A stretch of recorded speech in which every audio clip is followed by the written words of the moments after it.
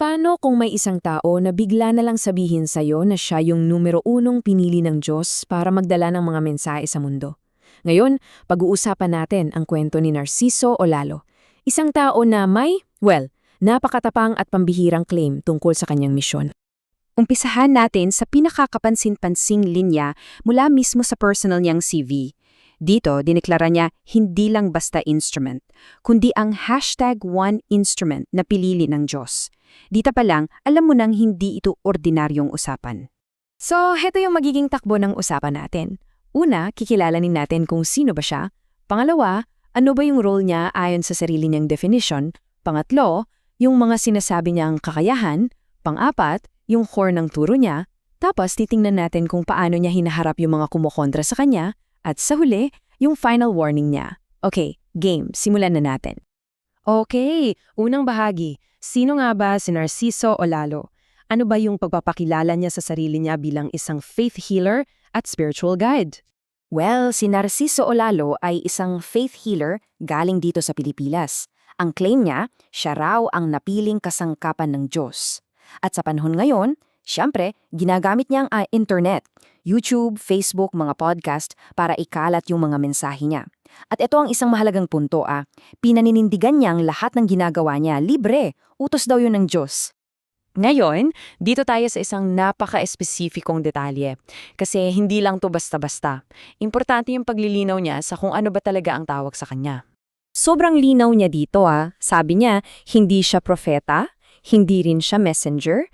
Ang tawag niya sa sarili niya ay isang calling at isang instrument. May pagkakaiba raw yan at mahalaga yon para maintindihan yung misyon niya. So anong ibig sabihin ng calling? Ayon mismo sa kanya, simple lang daw yung konsepto. Kapag ang Diyos ay may kailangang iparating na mensahe sa mga tao, tatawagin niya ako. Ganun lang daw kasimple yung paliwanag sa likod ng kakaibang title na yan. At saan galing yung title na yan? Hindi raw yang galing sa kanya. Kundi direktang mensahe raw mula sa Diyos. Ang Diyos daw mismo ang nagsabi sa kanya, ang tawag ko sa iyo ay calling. Yan ang nagpapatibay sa claim niya. So, bukod sa kanyang unique na titulo, ano naman yung mga pambihirang kakayahan na sinasabi niyang taglay niya? Dito natin makikita kung gaano kalawak yung kapangyarihan na inaangkin niya. Tatlo yung mga pangunahing kakayahan niya. Una, yung pagpapagaling gamit ang boses. Libre to at nililinaw niya, akong naggagamot pero si Jesus Kristo ang nagpapagaling. Pangalawa, yung tinatawag niyang power of mind, kung saan kaya raw niyang makita ang buong buhay at kasalanan ng isang tao, kahit yung mga pumanaw na. At pangatlo, yung prediction, yung abilidad na makita ang mga mangyayari pa lang sa hinaharap.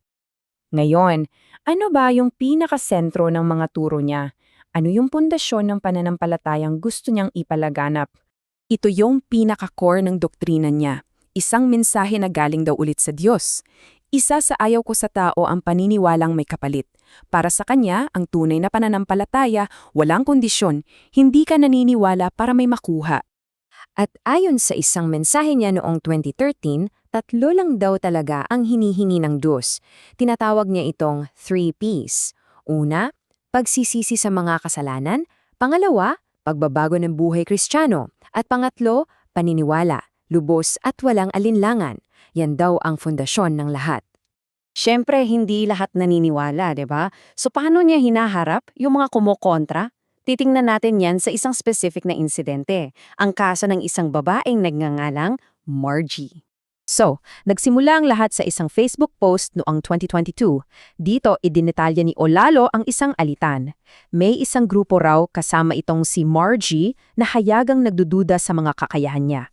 At sa isang audio recording kung saan pinaliwanag niya yung sitwasyon, walang preno, walang paligoy-ligoy, diretsahan niyang sinabi tungkol sa babae.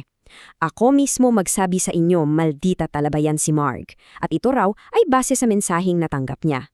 At dito, yung kwento nagiging mas matindi pa. Nag-share si Olalo ng 3 divine visions daw tungkol kay Margie. Una, isang bahay na umuusok ang bintana. Simbolo raw yan ng pusong bulok sa galit. Pangalawa, yung amoy ng ihi, na ang ibig sabihin daw ay alam ng mga tao sa paligid niya ang mabahong pagkatao niya. At ang pinakahuli, isang putol na kamay na hinihila. Isang babala raw yan na tumigil na siya sa pagsasalita. Pero para saan ba lahat ng to? Bakit niya kailangang sabihin yan?